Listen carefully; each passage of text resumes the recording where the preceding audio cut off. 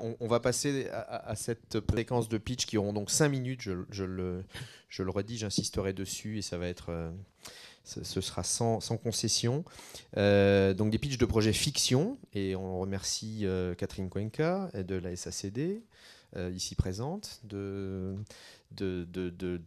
l'implication de la SACD qui a décidé de remettre un prix à l'issue de la journée sur un de ces projets que vous allez entendre. Donc on commence par, c'est bon, c'est prêt. On commence par un projet qui s'appelle Drink a LOL. Bienvenue. Donc le temps juste que tu te chauffes la voix. Donc on a convenu comme format avec nos deux masters, Yes Master, Gilles et Alexandre, qu'ils s'autoriseraient à l'issue de chaque pitch, s'ils le souhaitent, il n'y a pas d'obligation, mais de faire juste un mot, une petite phrase de commentaire, en bien, en mal ou pas. Voilà, si le projet leur inspire quelque chose. Ça n'a pas vocation à enclencher une discussion avec le porteur de projet parce qu'on n'en a pas le temps, mais voilà, c'est plus un ressenti à chaud sur ce qu'ils auront vu. Et encore une fois, s'ils le souhaitent, ce n'est pas une obligation pour eux. C'est à moi, c'est les 5 minutes. On commence. Les 5 minutes commencent. Mais relax, hein, voilà, on peut respirer par le ventre et y aller. Je m'appelle David Frémont, je suis producteur dans une société de production qui s'appelle L'Ogre. Je suis très triste parce que le producteur compétent qui a suivi toute la formation et le coaching n'est pas là. C'est moi qui dois le suppléer, alors qu'il était infiniment plus compétent. Je suis très triste aussi parce que Gilles Fressigné a d'une certaine manière pourri une partie de ma présentation en crachant sur le participatif alors que j'avais 2 minutes incroyables là-dessus. Bon, tant pis. Du coup, je vous présente un projet qui s'appelle Drink a LOL. C'est adapté d'un blog, voici, qui était sur Internet. C'était une série de strips, il y en a plus de 500, écrits par un auteur, Tom, et une dessinatrice qui s'appelle Uka. Nous, on les suivait sur Internet, on a trouvé ça fantastique, ça nous faisait beaucoup rire. Du coup, on s'est dit, mais pourquoi pas l'adapter en série animée ? On s'est rencontrés, ils avaient le même désir, merveilleux. Du coup, on essaye de l'adapter en série d'animation. Le but, c'est d'arriver à une première saison de 26 épisodes de 1 minute 30, suivant donc les pérégrinations de J, le personnage qui est ici, et qui est un alcoolique mondain qui passe de soirée en soirée en étant insupportable, misanthrope et cynique. On a tous dans les fêtes un pote sympa qui aide à préparer le punch, demande s'il peut faire quelque chose. C'est l'antithèse de mon personnage qui va donc raconter des choses horribles aux différents personnages qu'il pourra rencontrer dans des fêtes, dans des cocktails, dans des soirées. Nous, on est une société, L'Ogre, qui faisons entre autres de l'animation. On a fait de la web-série, on a fait des clips animés. Du coup, c'est un vrai défi pour nous d'arriver à adapter ces strips en programme d'animation sans justement être dans une adaptation littérale, mais au contraire se servir du nouveau support qu'on a d'animation pour l'enrichir, trouver un nouveau registre comique, puisque c'est extrêmement incisif sur 3 cases et qu'il faut retrouver le même esprit, mais en animation sur 1 minute 30, en passant d'une histoire à une autre. J'en viens au transmédia, où toute ma partie est... Le participatif, c'est fabuleux, c'est merveilleux, on va pouvoir mettre à contribution tout le monde. Ça ne marche plus, merci beaucoup. Du coup, j'ai rajouté une petite partie sur les annonceurs privés qu'on est persuadé de pouvoir séduire, notamment les grandes marques d'alcool, où il y a quelque chose à faire.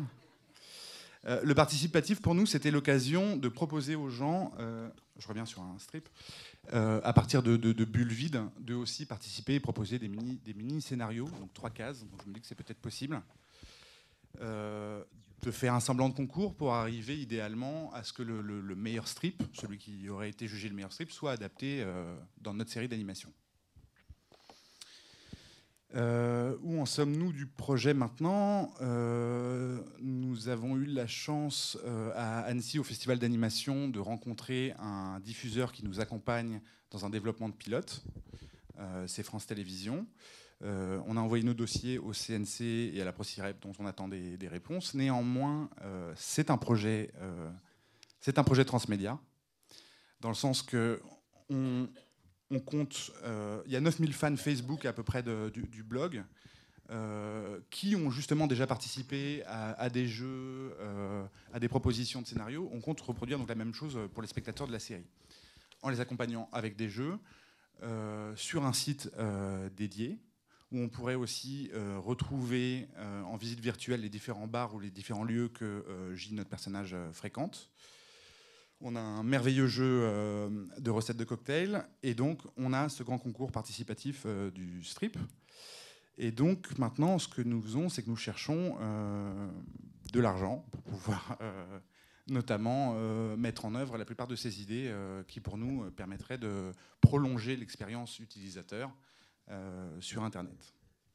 Donc voilà, c'est l'occasion de suivre en série un personnage qui fume, qui boit et qui raconte des horreurs dans une série donc adulte. Et pour une fois, c'est pas un ressort de tragédie, donc nous, on y croit. Voilà. Merci. J'ai aucune notion, Bravo. Aucune notion de C'est timing. parfait. 4 minutes, c'est parfait. Quand je disais 5, c'était une borne sup. Oui, restez, juste le temps de, on ne sait jamais. Non, mais en tout cas, merci d'avoir été bref et bravo pour votre pitch. Gilles ou Alexandre, si vous souhaitez... Pas Gilles. Vous intervenez, vous sentez-vous libre. Ah, c'est bon. C'est une bonne idée, le participatif.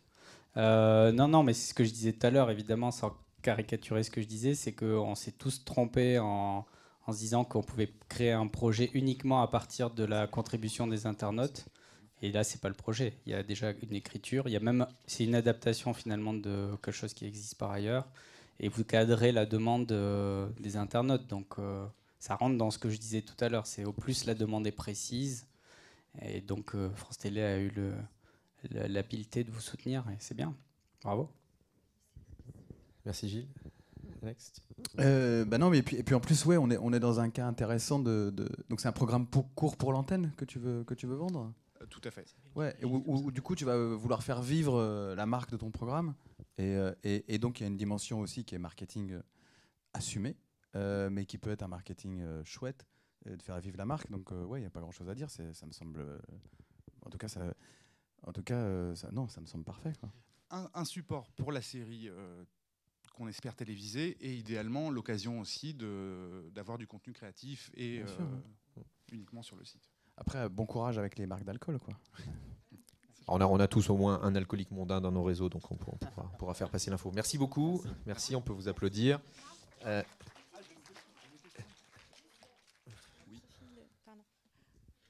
Pardon, une petite remarque, si c'est un projet qui doit passer à la télévision, comment vous faites avec la cigarette et l'alcool ?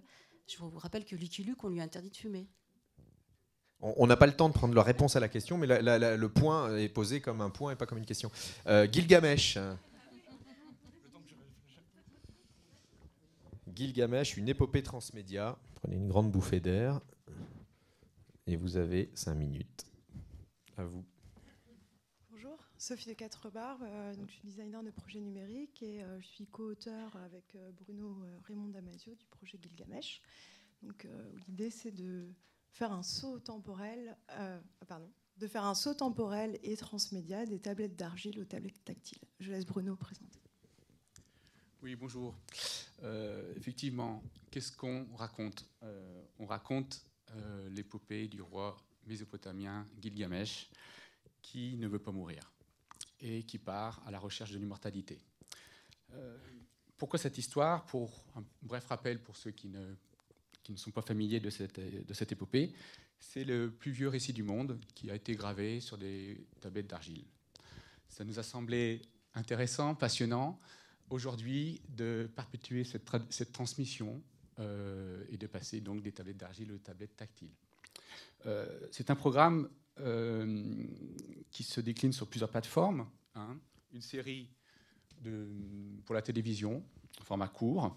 Il faut savoir que cette histoire, qui est au programme scolaire depuis 2008, n'a jamais eu d'adaptation audiovisuelle.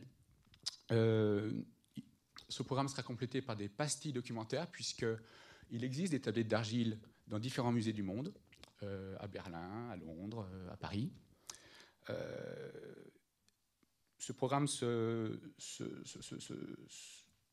présentera aussi sur un site web qui nous permettra, si vous voulez, d'engager aussi une certaine audience. On demandera aux gens de raconter leur histoire de Gilgamesh. Voilà. Alors, le contenu est riche et universel et laïque. Et ce n'est pas pour rien que je dis ça aujourd'hui. il permet de redécouvrir la valeur de la vie humaine. Et Dieu sait si c'est important. C'est une histoire, l'ambition qu'on a et qu'on avait avec Sophie, c'est de faciliter l'accès à la lecture d'un poème antique en utilisant les nouveaux supports. Hein. Donc un souci aussi de proposer un format ludique. Voilà. Ce que je veux dire actuellement, c'est que la production qui devait produire notre projet ne peut pas produire ce projet. On cherche un producteur. Le labo, les pôles médias nous a beaucoup aidé à recadrer ce projet-là qui est très ambitieux et on s'est rendu compte que c'est pas simple un projet transmédia. Et on cherche un producteur actuellement et à tisser de nouveaux liens pour resserrer ce projet. Voilà. Je vous remercie. Merci beaucoup. Bravo. Gilles ou Alexandre, un commentaire? C'est pas évident de donner un commentaire parce que c'est un mini pitch. Oui. Moi, j'ai envie de savoir de quoi ça parle. Mais je veux bien qu'on en discute. Si tu cherches un producteur, moi, je veux bien qu'on en discute. A priori, moi, c'est pas... mais j'en parlerai tout à l'heure. C'est pas vers là que je suis en train d'aller.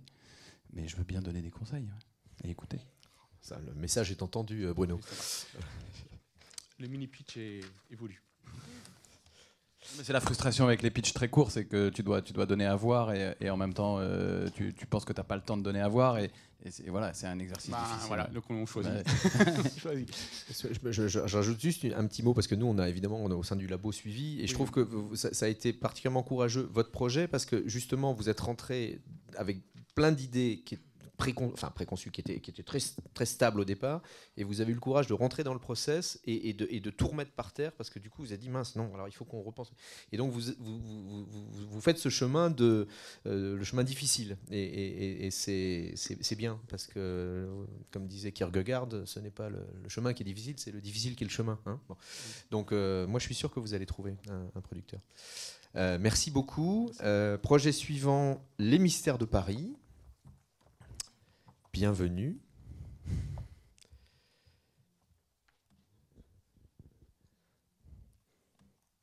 Et merci à Stéphane qui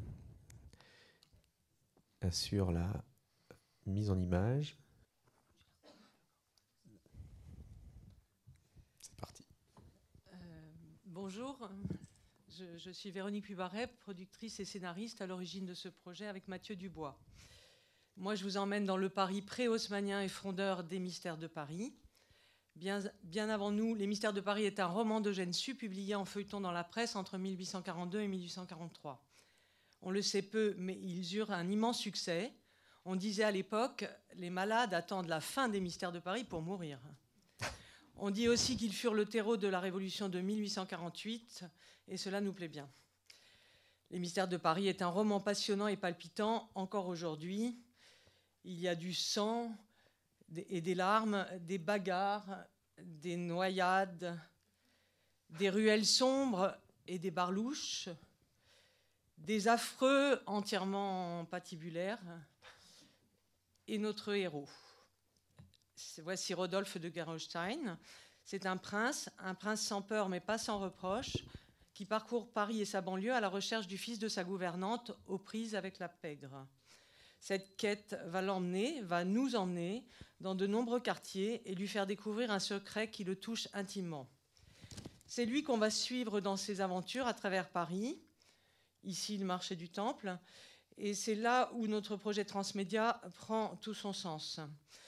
Grâce à une application Mystères de Paris, ces aventures, découpées en 30 épisodes de 3-4 minutes, peuvent être visionnées sur tablette. Il y aura des bornes avec des QR codes pour télécharger l'application, pour visionner peu à peu les épisodes dans les lieux originaires de l'action. Mais l'appli proposera également documentation et parcours audio à proximité pour découvrir les vestiges de ces années 1840 avant les destructions d'Haussmann. On voit ici une carte provisoirement esquissée des lieux de l'action. Et là, un exemple de ces bornes. Celle-ci est affichée devant l'hôpital des Fous au Kremlin-Bicêtre où se passe l'avant-dernier épisode. Là, c'est le lieu de l'action de l'épisode 5. On ne s'en doute pas, mais on est dans le bas des Champs-Élysées, place de la Concorde. À l'époque, il y avait des fossés et des tavernes malfamées. il va s'y passer des choses horribles. On ne le soupçonne pas non plus, mais sur la place de la Concorde, il existe encore aujourd'hui de curieuses guérites à œil de bœuf, vestiges de ces fossés. Grâce à l'application, Rodolphe vous y mène, donnant explications et illustrations. Les mystères de Paris se suivent aussi sur Internet, accompagnés d'une documentation importante et adaptée, historique et sociale, littéraire et artistique. Ici, par exemple, le premier daguerréotype fait à la même période. Il y aura des jeux, des concours et des appels à contribution, ainsi que des liens avec la BNF et le musée Carnavalet, avec lesquels on pourrait prévoir une expo. Voici la géniale Madame Pipelet, concierge de son état, épreuve linguistique de l'incroyable succès du livre, qui chroniquera sur Facebook. Les mystères de Paris est une œuvre pour tous, curieux et badauds, grands mais aussi collégiens et lycéens, pour lequel nous prévoyons un développement pluridisciplinaire en collaboration avec Canopé. Donc nous vous proposons un projet à vocation culturelle, mais aussi récréative. Et c'est pour ça que je vous montre toutes ces gravures. Les mystères de Paris, les nôtres, c'est une adaptation en série d'animation à partir de ces gravures faites pour les premières éditions en volume. Elles sont superbes, élégantes, très nombreuses. Nous les retravaillons pour en faire cette série d'animation que l'on aimerait voir aussi à la télévision. Les personnages bougent sommairement à la manière de marionnettes, mais le style est alerte et créatif, proche des animations que faisaient les Monty Python, par exemple, avec un traitement comique qui dépoussière définitivement cette œuvre déjà fantaisiste. Les dialogues seront évidemment réduits par rapport au livre, mais nous aurons à cœur de garder certains mots et expressions de l'époque. Une voix off permettra d'effectuer des raccourcis dans l'histoire, afin de pouvoir la décliner quand même dans son ensemble, nos 30 épisodes montrant les faits les plus marquants de l'œuvre d'Eugène Sue. Pour ceux qui la connaissent, elle n'en manque pas. À l'heure actuelle, nous recherchons des fonds pour fabriquer un épisode pilote dont nous avons dessiné le storyboard. En voici quelques images simulant le mouvement. Madame Pipelet! En juin dernier, nous avons été sélectionnés au Festival d'animation d'Annecy, où nous avons reçu 2 prix, démontrant l'intérêt de la profession pour ces mystères de Paris. C'est là aussi que le studio d'animation Amopix nous a rejoints. Puis nous entrerons en production de cette ambitieuse opération qui contaminera tout Paris et sa banlieue, et qui, je l'espère, vous intéresse déjà. Merci de votre attention.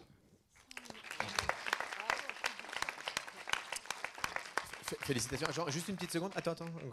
Non, félicitations parce que le pitch a duré exactement 5 minutes et 1 seconde.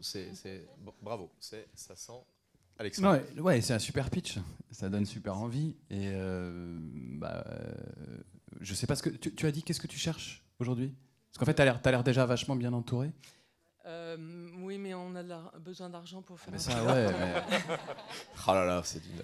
En fait, on est prêt à faire le pilote. On a fait tout un storyboard que je peux vous transmettre aussi par écrit. Mais et on cherche donc à faire le pilote pour bien ancrer l'idée de cette série d'animation qui doit être élégante et drôle à la fois, et puis instructive. Voilà. Et puis après, on sera prêt pour entrer en production. Gilles. Moi, juste un point, c'est j'ai trouvé l'idée de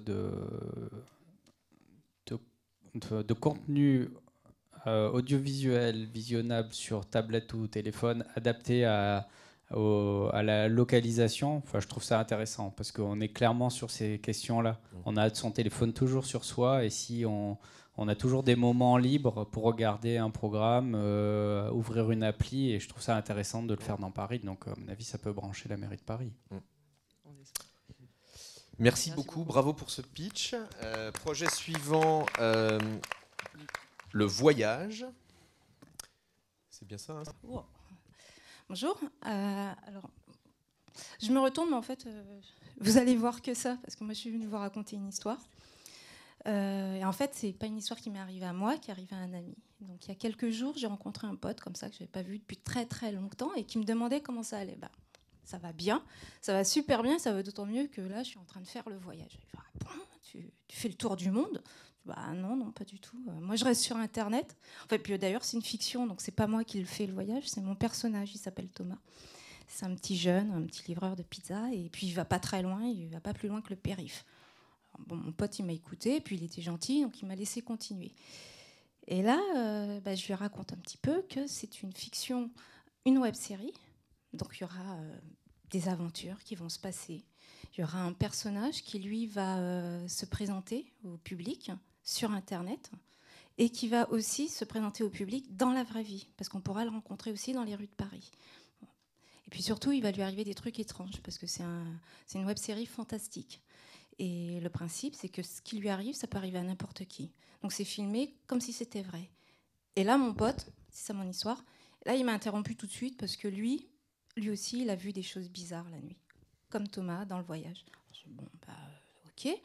Donc il m'explique, il était chez lui, et puis il s'est réveillé parce qu'il y avait des ombres. Bon, ça fait pas de bruit, mais ça l'a réveillé. Puis surtout, il a allumé la lumière et les ombres, elles sont restées. J'ai pas vu la vidéo, donc voilà. Et du coup, il a fait une vidéo, parce qu'il est comme tout le monde, il a un smartphone, et il l'a mise sur Facebook. Moi, j'ai rien vu. Mais il y a des gens qui l'ont vu et qui sont bien marrés. Parce que franchement, Facebook, c'est pas le bon endroit pour ça. Alors, je lui ai dit, dis donc, c'est marrant, parce que moi, mon personnage, dans le voyage, l'année prochaine, l'été prochain, il va lui arriver plein de trucs bizarres dans Paris.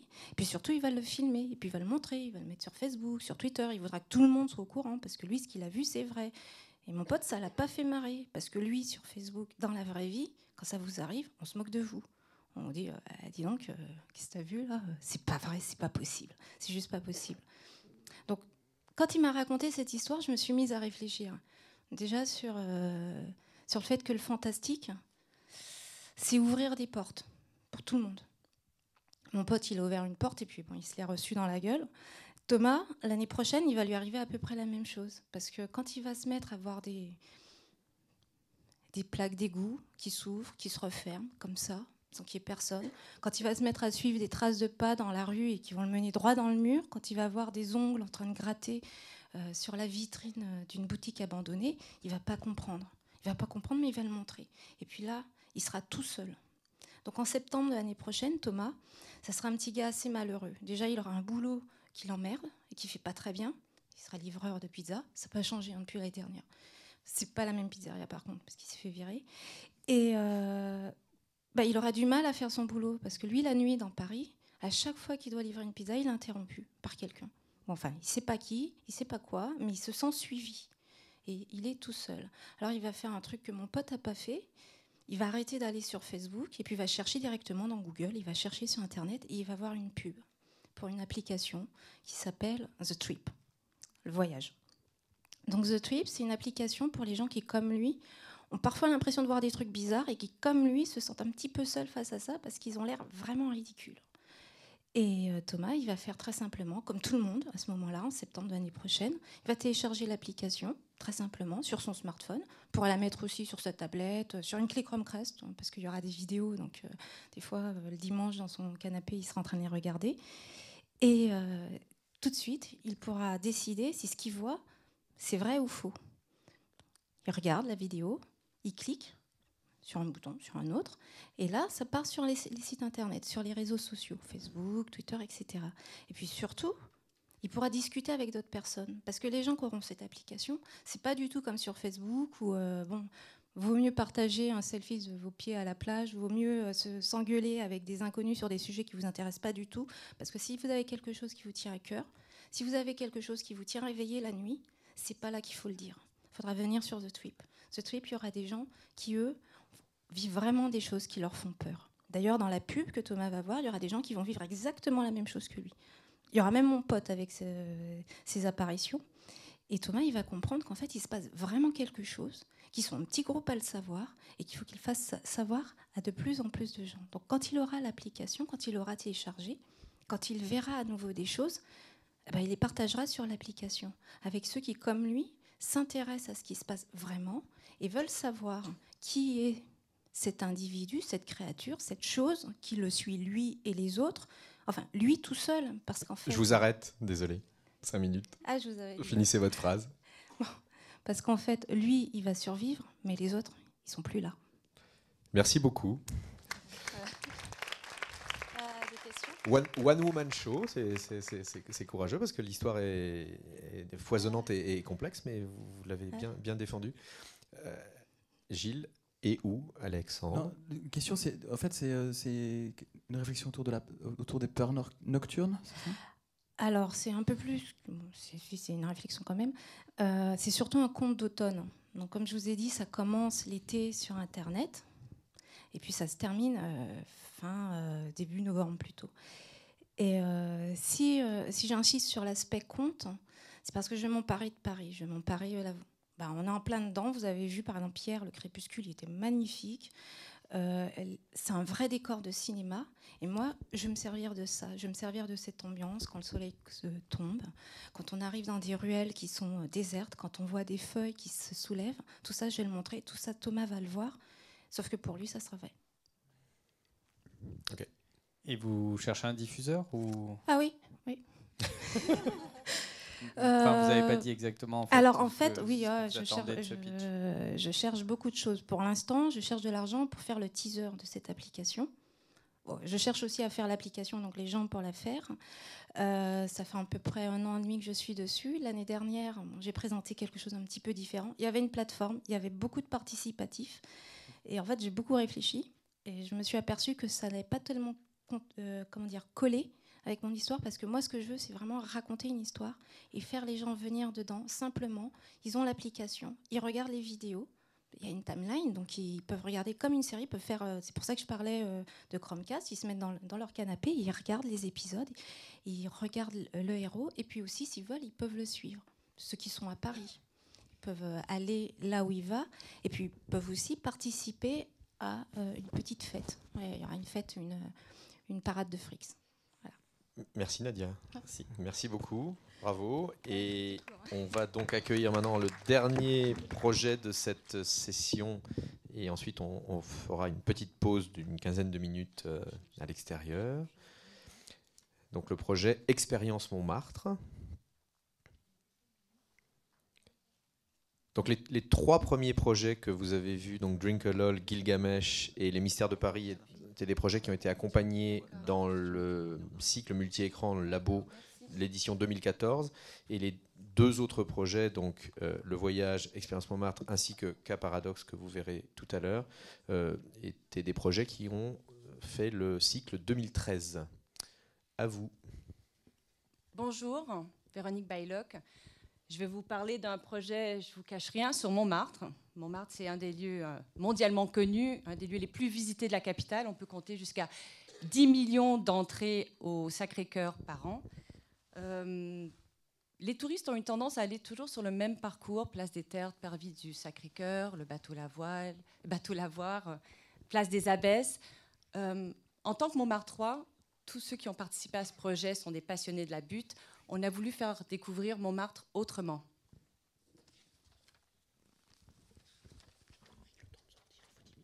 L'expérience Montmartre, c'est avant tout ces 2 expériences, un site, une application qui correspondent à 2 canaux de diffusion de notre univers narratif et qui s'adressent à 2 publics.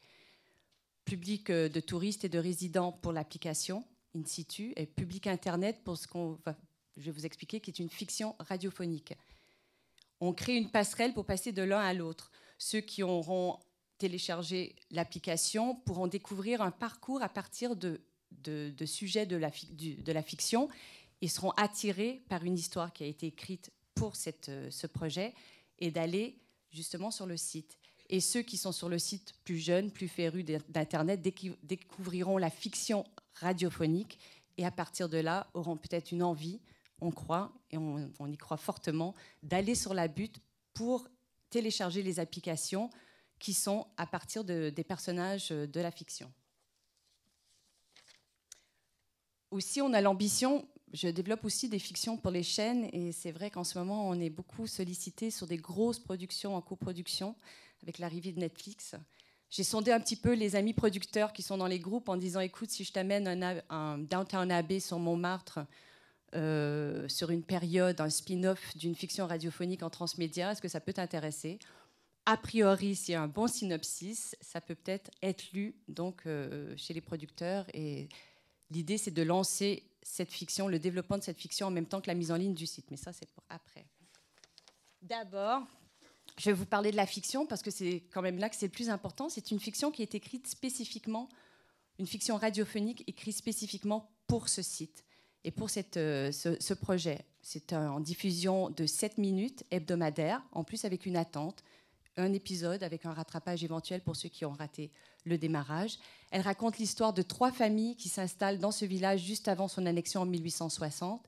3 familles de régions et d'origines différentes. 3 familles qui vont incarner Montmartre et nous montrer son histoire de 1860 à nos jours. À partir de cette idée de 3 familles qui s'installent sur la butte, en 1860, on a sollicité un auteur franco-américain qui est montmartrois d'adoption, qui s'appelle Jake Lamar, qui a écrit des romans policiers et qui nous a fait un synopsis digne des meilleures sagas familiales. Donc on a un synopsis qui existe pour la fiction radiophonique. 3 familles, les Fabre, les Desfossards et les Cazenave, modestes fermiers, commerçants de classe moyenne et grands bourgeois, qui vont définir et incarner tout ce qui fait Montmartre. Dans ces familles, le 1er janvier 1860, le jour de l'annexion de Montmartre à Paris, 4 enfants sont nés des femmes de ces familles. Ces enfants, les descendants de ces familles, vont être la lignée, nous faire découvrir l'historique et une histoire fascinante sur Montmartre. Donc, comme je vous ai dit, c'est un rendez-vous hebdomadaire. Les webfictions sont un rendez-vous hebdomadaire de 7 minutes diffusé sur une radio nationale ou autre, sur le web aussi, et c'est particulièrement sur le web. Les épisodes sont mis en ligne à date fixe avec une fonction de catch-up pour les retardataires. Un résumé est disponible pour les nouveaux arrivants. L'écoute de la fiction sera accompagnée par une animation en motion design, morphing de tableaux représentatifs de l'époque accompagnés de photos d'archives et de dessins, des suggestions de profils de personnages en ombre chinoise qui pourraient être nos protagonistes.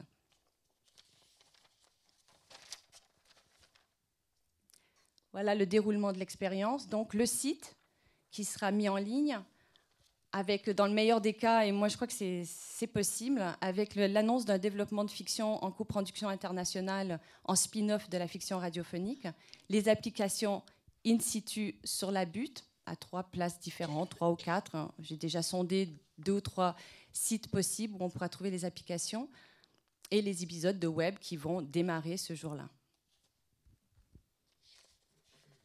Bon, les applications, c'est un petit peu comme les Mystères de Paris. Il y a pas beaucoup, voilà, on est beaucoup dans un petit peu la même lignée, sauf que nous, nos applications vont partir de la fiction. Les propositions vont être à partir des personnages de la fiction, leur histoire et leur place sur Montmartre. Je sens qu'il faut que je me coupe, donc c'est 15 secondes. 15 secondes, ben je boucle. Alors donc on a déjà un intérêt de la mairie de Paris, la mairie du 18e, paris.fr. On a beaucoup de gens derrière ce projet. Ce projet est connu des institutions. Le problème, c'est le démarrer, c'est l'étincelle, c'est le petit financement qui fera la différence pour qu'on puisse mettre tout ça en place. Daniel Pourteau, Patrimoine, aussi est intéressé pour des raisons patrimoniaux. Voilà, on a tout ce qu'il faut. Il nous faut juste un petit coup de main pour démarrer tout ça. Je vous remercie. Merci beaucoup d'avoir bouclé en 5 minutes. Petite question, petit commentaire, petite remarque. Moi, très rapidement, c'est sur plus les questions de chronologie des médias. Oui. En fait, c'est plus une réflexion à avoir, mais vous l'avez sûrement eu déjà, c'est de se dire, est-ce qu'au moment où je lance le site, on va susciter suffisamment d'attentes pendant les 2 ans ou 3 de développement de la série, parce que vous allez annoncer le développement de la série télé au moment du lancement du site. Donc ça veut dire qu'il faut compter 2 ans de production. Vous le voyez comme 2 ans, vous, en développement ? 2 ans. Si on démarre aujourd'hui, et on a le financement dans 6 mois, moi c'est un peu ça, je l'ai démarré aujourd'hui. Donc le démarrage du synopsis, il est déjà en préparation, avec des intérêts de producteurs. Je veux dire, avec Netflix, on n'a pas trop le choix comme producteur en fiction, en développement de fiction dans les chaînes. Moi, je le fais depuis 1 an et demi.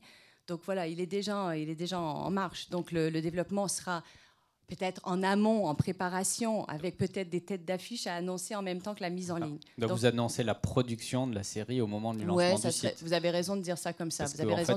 On se pose ces questions-là, nous, c'est juste pour dire un peu les questions qu'on se pose aussi, c'est entre 2 saisons d'une série, est-ce qu'on a suffisamment de matière pour créer de la tension, pour sur une période de 1 an, 14 mois pour le public, et c'est difficile. Ben là, au plus les périodes sont rapprochées, au plus c'est ça. Ben, vous avez raison. Pardon, excusez-moi, non, on n'a pas le temps de rentrer dans les réponses aux questions. Là, faut prendre les remarques de Gilles comme des points d'alerte et de vigilance. Mais j'ai une réponse. Non, Non, j'ai pas de réponse. Non, pas de réponse. Désolé, c'est à la pause, sinon on sera battu. Juste une question.